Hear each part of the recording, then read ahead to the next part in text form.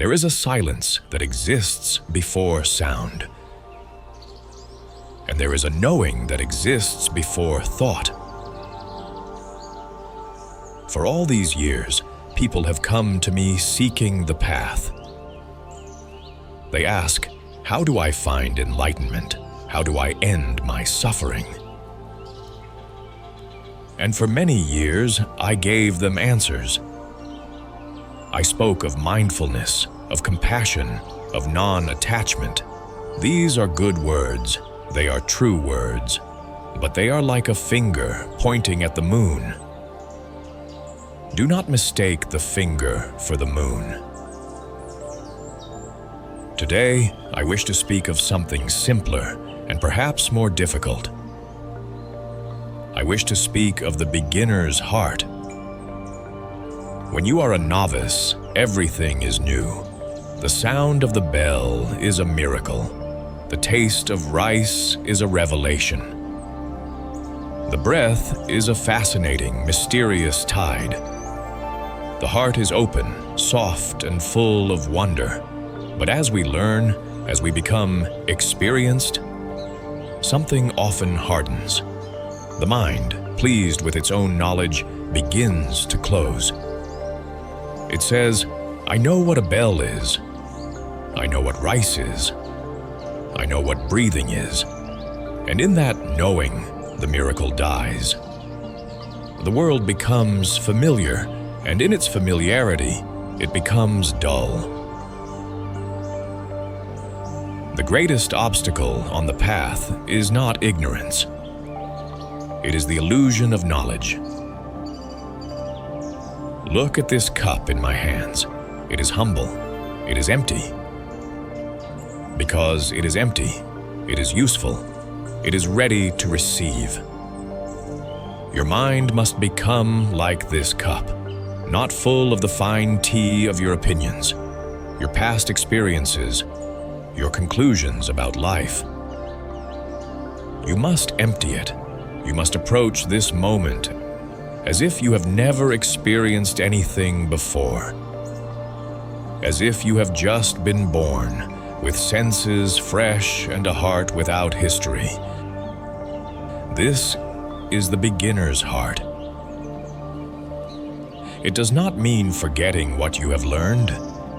It means holding it all very, very lightly, like a feather in your open palm. The wind of a new moment can take it away, and you will not clutch at it.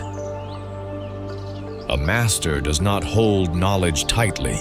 He lets it flow through him, using it when needed, then releasing it, returning always to the pristine emptiness of not knowing. I watch the new novices sweep the courtyard. They sweep with vigor, with a desire to do it right. They are trying to create a clean courtyard. I watch the older monks sweep. They are simply sweeping. There is no clean to achieve. There is only the whisper of the broom, the dance of the dust, the feeling of the arm moving. The goal has vanished into the action itself. The older monk has rediscovered the beginner's heart within his expertise. So, how does one cultivate this?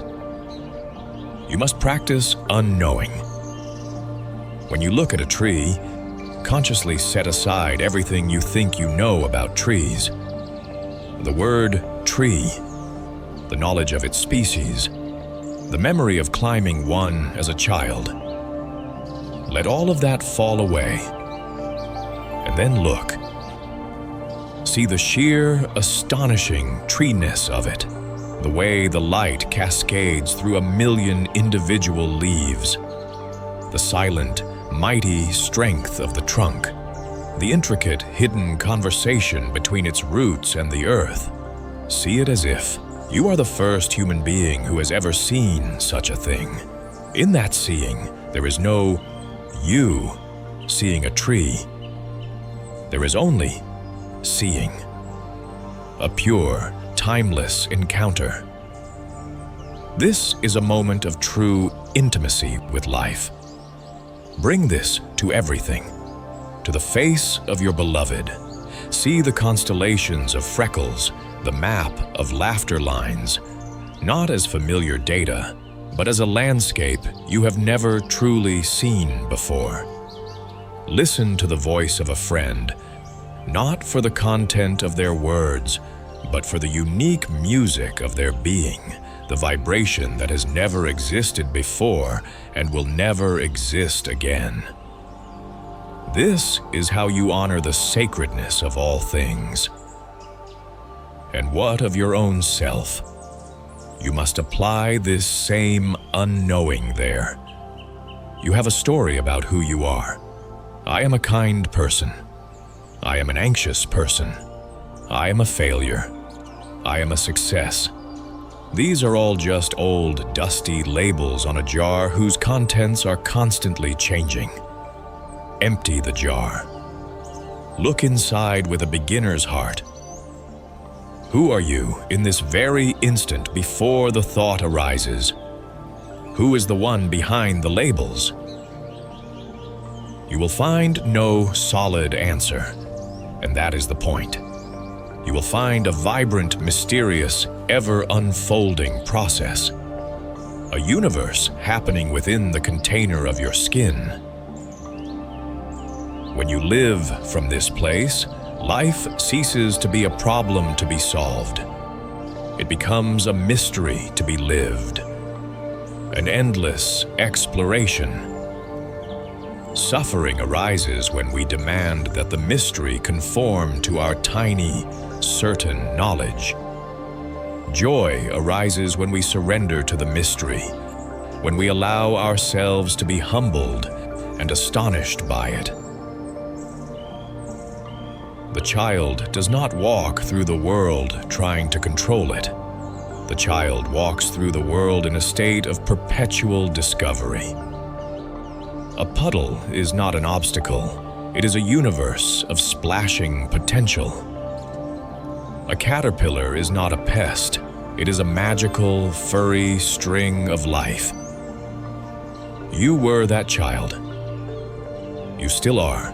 You have just covered that beginner's heart with layers of knowing. The practice of a lifetime is to gently peel those layers away.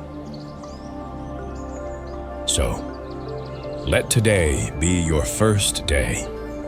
Let this breath be your first breath. Let the next person you meet be a total stranger, full of infinite, unknown potential. Come to this moment with a question, not an answer.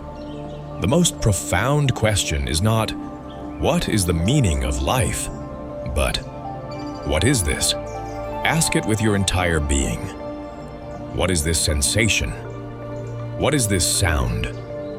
What is this feeling? Do not rush to answer. Rest in the question. Live in the question. For the mind that is full, there is no room for the new. For the mind that is empty, everything is a gift. Everything is a grace. Carry this empty beginner's heart into the world. Be a stranger to your own life, and you will find it more intimate and wondrous than you ever imagined. You are not a person on a path to a destination. You are the path, and you are the walking, and you are the wonder of the landscape itself. Now, be still, and let the world, in all its breathtaking newness, introduce itself to you again.